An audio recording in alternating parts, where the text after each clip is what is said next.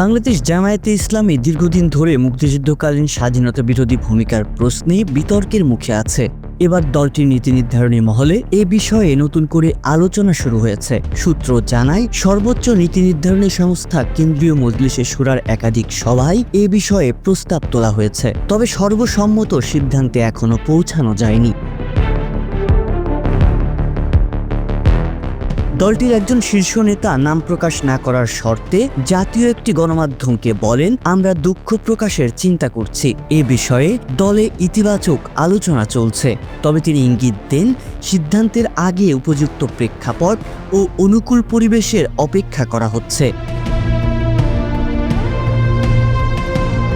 এর আগে দলের ভেতরে কয়েক দফা সংস্কারের উদ্যোগ নেওয়া হয়।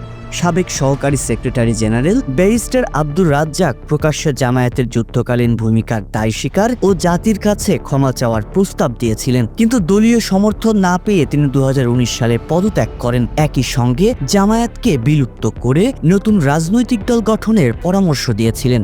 সম্প্রতি তিনি মৃত্যুবরণ করেন।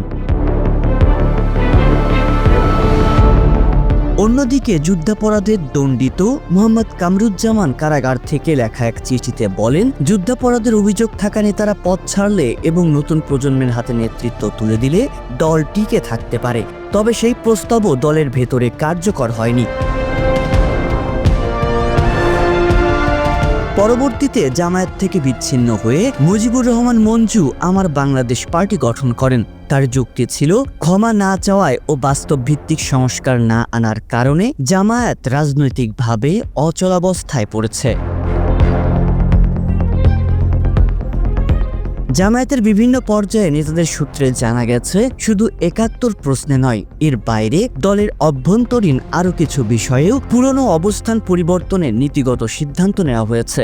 যেমন জাতীয় নির্বাচনে দলের রুকন বা শপথধারী সদস্য ছাড়া মনোনয়ন দেওয়া হয় না। আগামী নির্বাচনে এই শর্ত শিথিল করা হবে। এবার জামায়াত নৈতিকতার মানদণ্ডে উত্তীর্ণ গ্রহণযোগ্য ব্যক্তিদের দলীয় মনোনয়ন দেবে।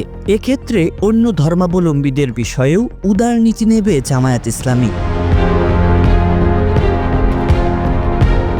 দলটির একজন কেন্দ্রীয় নেতা জানান, জামায়াত ক্রমাগত সংস্কারের মধ্য দিয়ে এগোচ্ছে।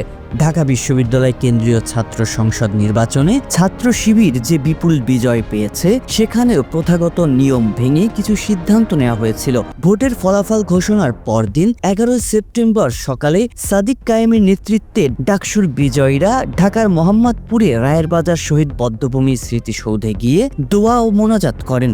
1977 সালে ছাত্র শিবিরের প্রতিষ্ঠার পর এই প্রথম তারা রায়েরবাজার শহীদ বধ্যভূমি স্মৃতিসৌধে গেল।